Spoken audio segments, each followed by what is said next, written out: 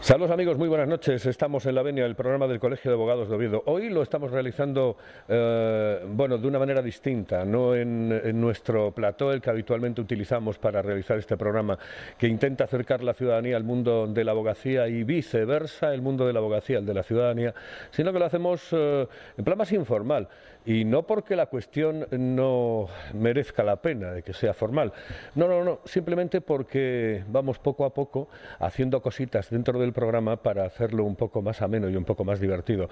No sé si es divertido o no, pero hoy tenemos un tema que hace referencia al mundo de la psicología y mundo de la abogacía, o en este caso del derecho. Tenemos con nosotros a Maxime Wimber, que es uno de los hombres que va a participar, uno de los ponentes en el curso de psicología jurídica que va a tener lugar en el Colegio de Abogados de Oviedo a partir del próximo día 26 de enero. Maxime es psicólogo forense del Instituto de Medicina Legal y Ciencias Forenses de los Juzgados de Toledo. Es uno de los ponentes que tendrá exactamente cuándo, pues se lo vamos a preguntar a él. Maxime, ¿cuándo tendremos ese día? Muy buenas tardes, muy buenas noches, pero nos van a escuchar por la noche. Hola, buenas noches. Yo participo en este curso el día 13 de febrero con un tema sobre la calidad del testimonio, la determinación o evaluación de la calidad del testimonio en los juzgados, en el ámbito penal. Y bueno, estoy agradecido a la organización, al Colegio de Abogados, al Colegio de Psicólogos, al Centro de Formación de la Escuela de Práctica Jurídica por haberme propuesto como ponente, porque es un honor para mí poder participar y venir a Asturias. Y bueno, pues el mío es muy concreto, tiene que ver sobre la calidad del testimonio, pero el curso entero tiene que ver con la psicología forense y la relación que tiene con el derecho, algo que es de verdad que puede parecer distante, pero sin embargo pues tiene una relación, varios puntos de encuentro, desde el punto de partida de que a ambos, derecho y psicología, les interesa la conducta humana, la que se atiene a la norma y la que es disfuncional, y desde el punto de vista también del propio funcionamiento de las instituciones jurídicas hoy en día en España, que contemplan la intervención de los informes psicológicos forenses como una parte de algunos tipos de delitos o de temas, como una parte de la determinación de algunas cuestiones que son de interés al juzgador para poder mejor encontrar cuáles son las tipologías delictivas y las penas que corresponden o las medidas que corresponden aplicar. Yo tengo unas cuantas cosas aquí para preguntarte, cuestiones que hacen referencia, por ejemplo, a la ley de responsabilidad penal del menor, porque el menor es una de las partes más importantes en la influencia o en el interés que puede tener para el mundo del derecho, para los procesos judiciales, el mundo de la psicología. Sí, el punto de partida de la participación de los psicólogos forenses dentro del ámbito judicial, dentro del propio sistema de evaluación judicial, viene con la Ley de Responsabilidad Penal del Menor, en la que se contemplan que tiene que haber unos equipos adscritos a Fiscalía de Menores en los cuales hay trabajadora social, educador y psicólogo que ante el menor infractor tienen que valorar su situación social, familiar, su contexto, su evolución, su personalidad y proponer unas medidas cautelares, correctivas, las que corresponda, para que esos menores infractores sean contemplados en su propia singularidad de que son menores de edad. Esa ley, que es un gran avance, hace que los equipos que están contemplados además por la propia ley empiecen a participar de manera directa en el sistema judicial. A partir de ahí, digamos que ese es el boom de salida para los psicólogos forenses, que después se han ido incorporando a otras secciones de la evaluación jurídica, pero en ese caso siguen existiendo esos equipos de manera ya completamente normativa, sustancial. Participan en los juicios y hacen el seguimiento de esos menores infractores, porque si algunos reinciden, pues vuelven a ser reevaluadas esas medidas y vuelven a proponerse desde el Ministerio Fiscal a los jueces de menores pues nuevas medidas mucho más eficaces para que esos menores puedan salir de esa carrera delictiva si así la hubiesen comenzado, ¿no?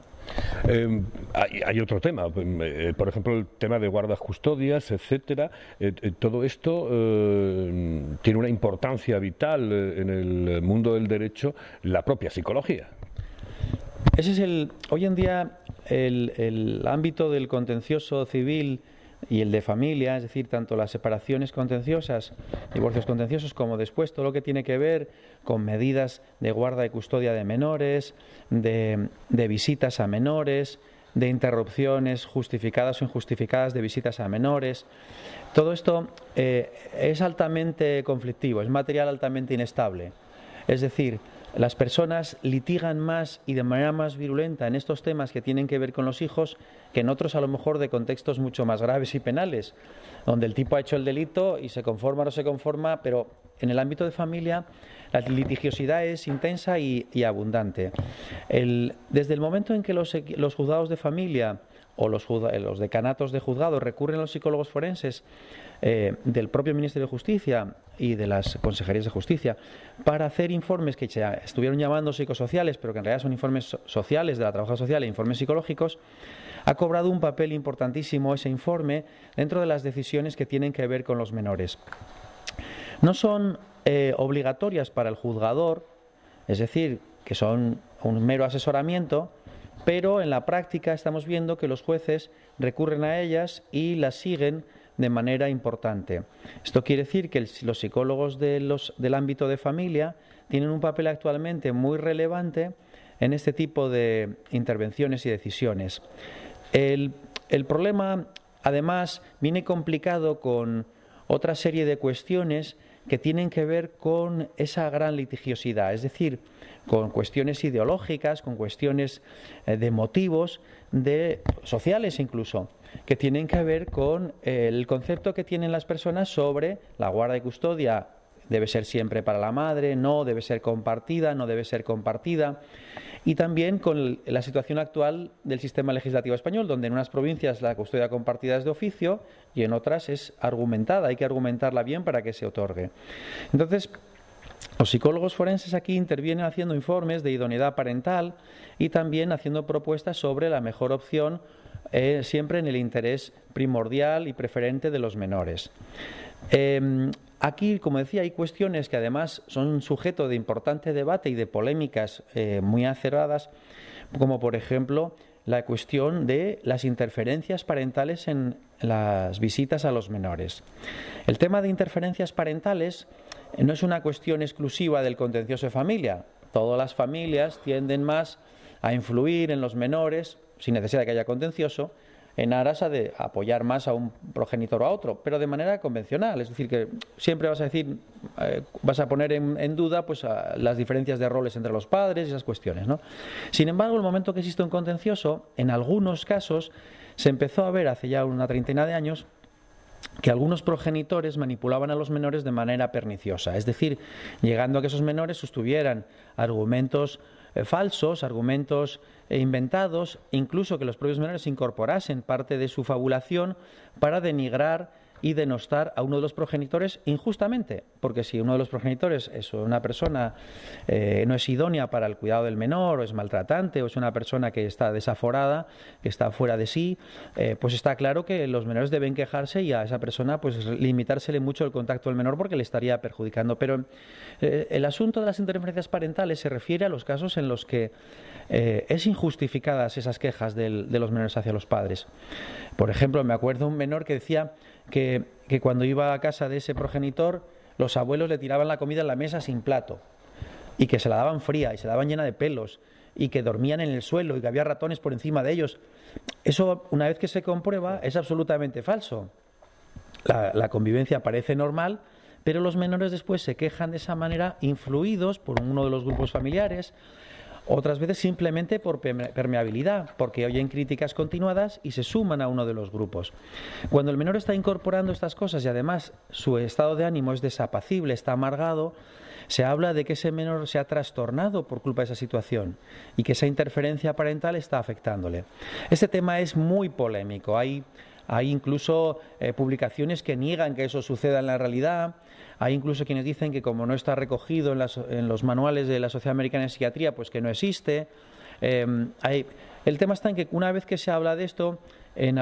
muchos casos que se ven en los juzgados muy conflictivos, los propios evaluadores se dan y nos damos cuenta que efectivamente esto es lo que está sucediendo. Y esté acreditado o no está acreditado por la Sociedad Americana de Psiquiatría, pues resulta que está pasando y que debe interrumpirse y buscarse la mejor solución para el menor. Ya digo que esto es muy polémico y en ello los psicólogos forenses tienen sus debates y sus luchas porque hay que conseguir que los menores estén bien, pero con los términos y argumentos que se utilicen, uno se puede meter en discusiones ideológicas que no conducen a ningún sitio o resolver el tema de la manera más eficaz para ese caso. Entonces yo creo que aquí tiene mucha importancia el papel de los psicólogos forenses actualmente en el ámbito de familia y en el ámbito de contenciosos civiles.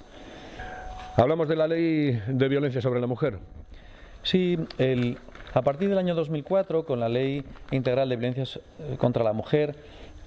los institutos de medicina legal de toda España incorporaron psicólogos forenses para la evaluación dentro del ámbito exclusivamente penal. Este fue un empuje porque hasta entonces las clínicas médico-forenses tenían adscritos algunos psicólogos, pero no existía en cada instituto de medicina legal un psicólogo adscrito de manera exclusiva a él. La evaluación no es solamente en el tema de secuelas psicológicas de la violencia sobre la mujer o la predicción o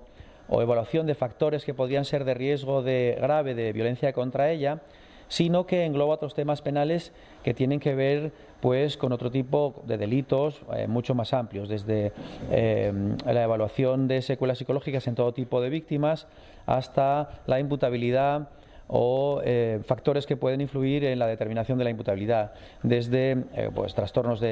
psicológicos graves, trastornos psicopatológicos, consumo de sustancias, etcétera. La ley la ley 2004, lo que ha hecho ha sido permitir que los psicólogos se incorporasen de manera activa a los institutos y que además pudieran encontrar ellos una forma de colaboración con los médicos forenses en todas estas cuestiones que se estaban elaborando solo desde la perspectiva médica. Así se han desarrollado las unidades de valoración integral forense,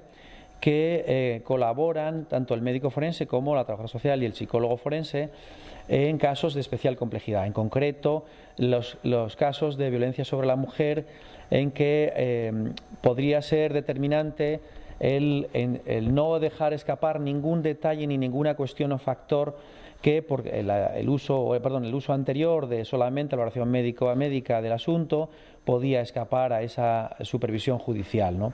Esto ha sido un gran empuje y de hecho yo pertenezco a una unidad de evaluación integral forense, como estoy en el Instituto de Medicina Legal, y esto hace que esa colaboración pues, sea algo mucho más eficaz para el sistema judicial.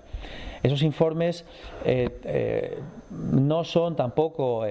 obligados para seguir al instructor y al juzgador, pero también se está viendo que están siendo de manera importante considerados a la hora de determinar medidas de protección para las víctimas o medidas de alejamiento mucho más contundentes, esas cosas, ¿no? ¿En qué grado os hacen caso los jueces?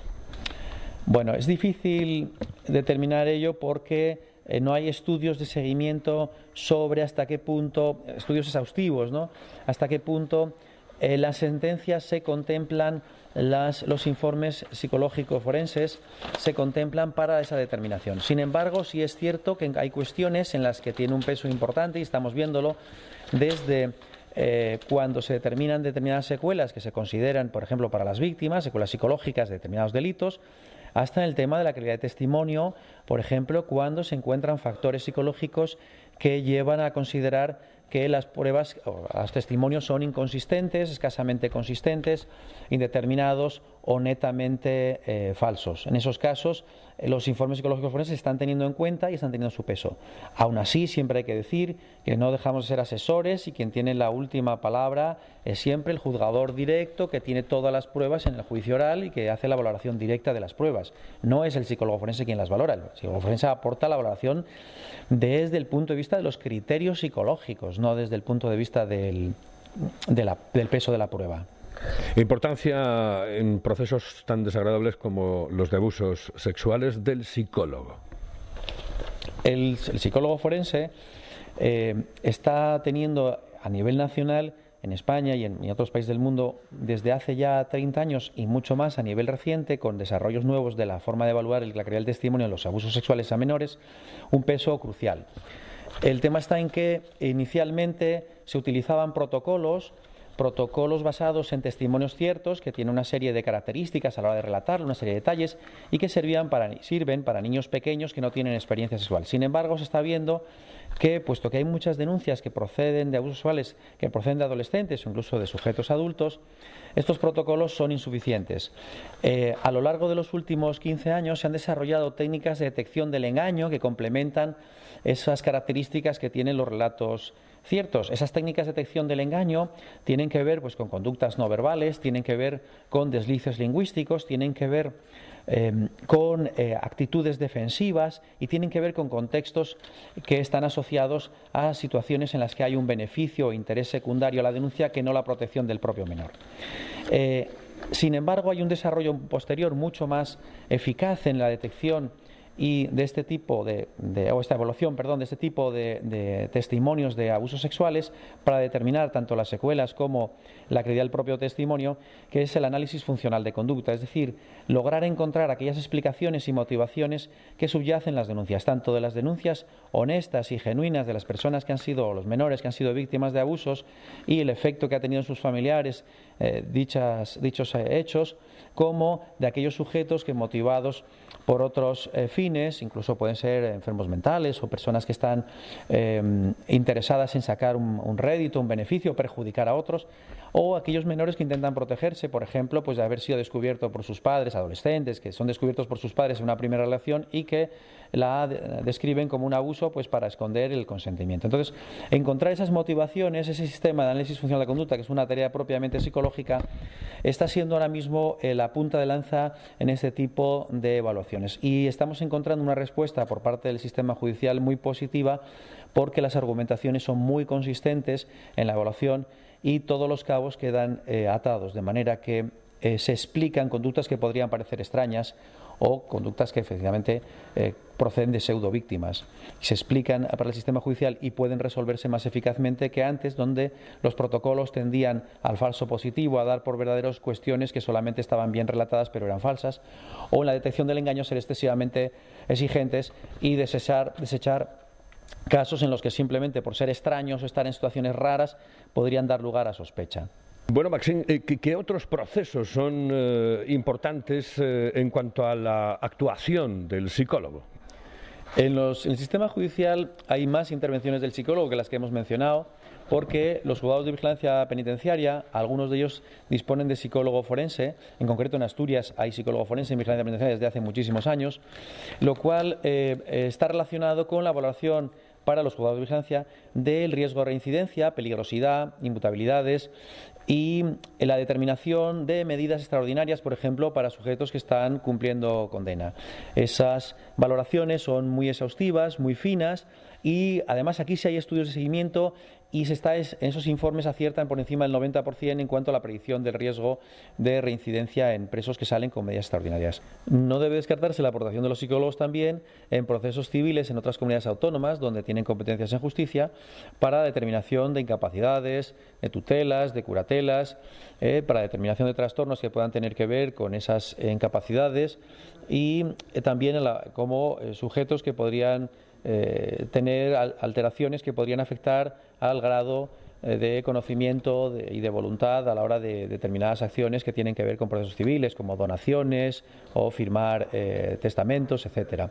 En algunas comunidades autónomas también existen psicólogos forenses de guardia, por ejemplo la de Madrid, donde tienen funciones que hacen de ronda de unos juzgados a otros, de manera que siempre habrá un psicólogo forense para atender en determinadas situaciones a sujetos detenidos o a víctimas. Y por último, existen también otras funciones que están teniendo los psicólogos a nivel de relación con el derecho y la ley y que proceden tanto de unidades que tienen que ver con la asistencia a detenidos, por ejemplo el sajeado, o a sujetos que tienen problemas con sustancias, como el papel cada vez creciente de la mediación. Los sujetos, tanto a nivel privado como a nivel, principalmente a nivel privado, como en convenios con la Administración, están desarrollándose oficinas de mediación judicial, tanto extrajudicial como intrajudicial, que tienen un futuro bastante prometedor porque abaratan el coste de los procedimientos judiciales, tanto en temas civiles como en temas incluso más graves, están teniendo su participación, bueno, separaciones contenciosas principalmente, pero incluso en temas que pueden ser más gravosos, se está intentando que exista esa mediación y llegar a algún tipo de acuerdo que permita a las partes llegar después a conformidades o a propuestas para el sistema judicial que abaratan todo el coste de todo ello. Entonces, el auge y el desarrollo pues va en todas estas direcciones y, por supuesto, tanto de la especialización de los psicólogos privados que hacen informes privados para esta serie, para los sujetos interesados en todos estos procedimientos, como en la propia ampliación de plazas en el futuro de los psicólogos que pertenecen a la Administración de Justicia. Maxim Wimber, muchísimas gracias, muy buenas noches, muy buenas tardes, saludos y bueno, que salga perfecto el curso. Bueno, muchas gracias por la invitación. Espero que los alumnos queden muy satisfechos del curso y que saquen el provecho necesario de todo lo que se les pueda aportar sobre la intervención de la psicología forense en el ámbito del derecho y jurídico. Nosotros volveremos la próxima semana aquí en La Venia.